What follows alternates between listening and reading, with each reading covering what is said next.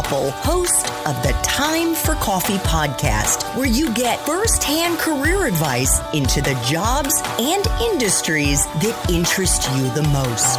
And before we start today's show, I have a quick favor to ask you. If you haven't already, I'd be incredibly grateful if you'd give us a rating and a review on iTunes. And if you're like me, you need to do it now because you'll forget later and because it's the best way to help others who may be in search of career advice to find this free resource. So press pause if you haven't done it and do it right now. I'll wait. Thanks so much and enjoy today's show. Hey there, Java Junkies. Welcome to another K-Cup mini episode of Time for Coffee. By the way, K-Cups come in 3 sizes, single, double, and triple shots, or roughly 1 minute, 5 minutes, or 10 minutes in length. So if you don't have time to throw back an entire caffeinated career conversation, these K-Cup mini episodes of T4C can give you a quick caffeinated fix, whether you're on the go or you only have a few minutes to binge. So grab your mug and take a chug, because it's time for a caffeinated career triple shot K-Cup with my guest, Melissa Douaire. So, Melissa, I was thinking before we get into what you have done as an ordained UCC minister and certified grief counselor, for those who may not be familiar with the United Church of Christ, the UCC, which, to be honest, I know I've heard of it, but before I started preparing for this interview, I was like, I wonder what makes the UCC unique. And I had to Google it myself. Could you please give our listeners just a quick overview? Sure. The UCC is the far left progressive side of Protestantism. It's always had this progressive lens of, I think it was the first male Black minister, the first ordained women minister. And in 1957, there were 4 different congregations that came together. But one of our founders were the Congregationalists, who were the Pilgrims. So we go way back. But now we're here as, it's one of the smaller denominations, but it is very passionate about inclusive theology, right? We have this radical stance that says God loves everyone. So that's where we are. God loves everyone, no matter their sexual orientation, how they self-identify, the color of their skin. And what else would you put in there? We call that our open and affirming designation. So yes, there are women clergy, there are gay clergy. We try to be inclusive of everyone, regardless of their mental capabilities, sexual orientation, gender preference. It's all in there because we believe that we are all the beloved of God. It's really beautiful. And you mentioned 1957, just again, for those who may not be familiar with UCC, the UCC was formed in 1957. So it's quite a young denomination. It was formed in Cleveland, Ohio, and it involved the merger of the Evangelical and Reformed Church and the Congregational Christian churches. And I believe there are about 1 million members today. Is that about right? Correct. That was what Wikipedia told me. So just ground truth that. the merger of these 4 traditions is what brought us together. So, Melissa, there are obviously a lot of people who join churches, but only a small handful of them decide to become ordained. When and why did you want to become a minister? Well, it was very much tied to my grief journey with my mother. And when I was with her at her deathbed, I was recognizing this very sacred space. And I could feel an energy, a presence of God.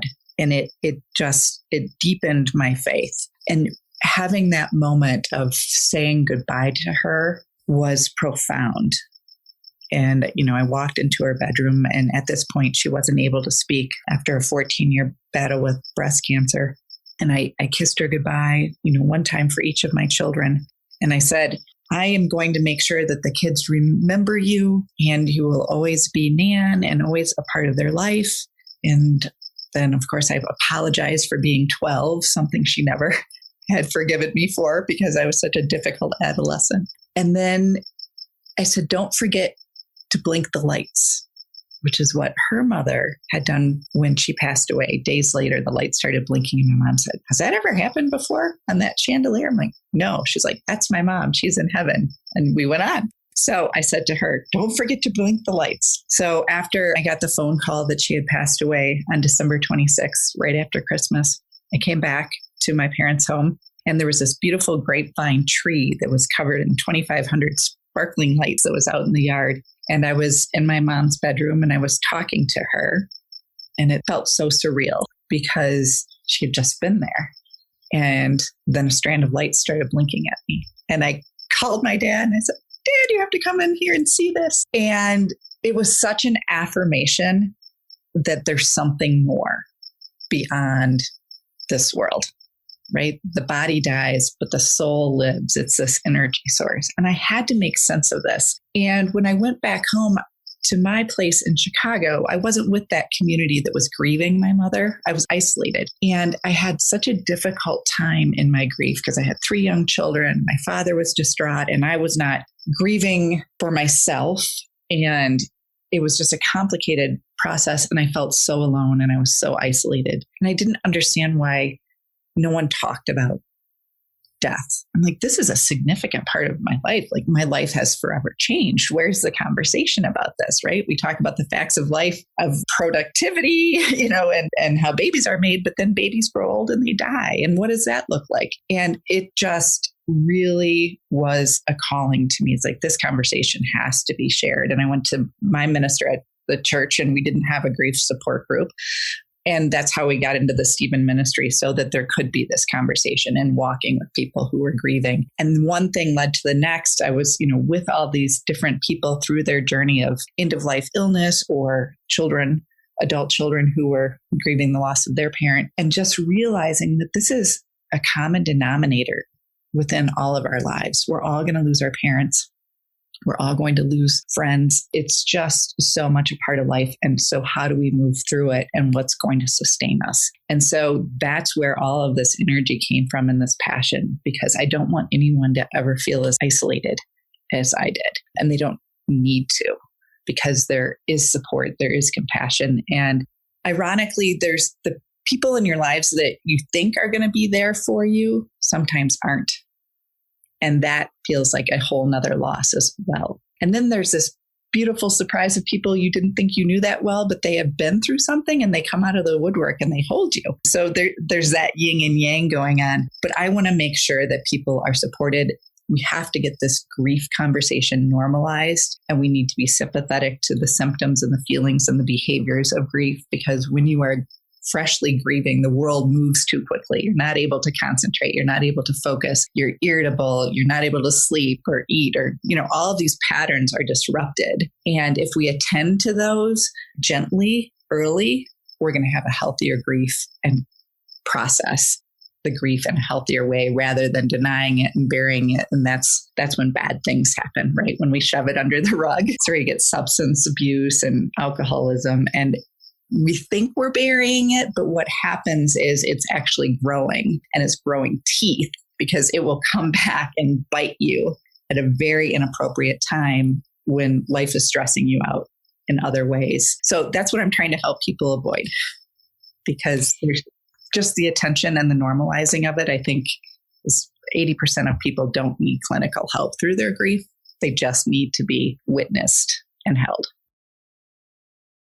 Thanks for tuning in to this K-Cup mini episode of Time for Coffee. If you want to listen to our entire caffeinated career conversation, please check out the show notes for this episode. Thanks so much for listening to this latest episode of T4C.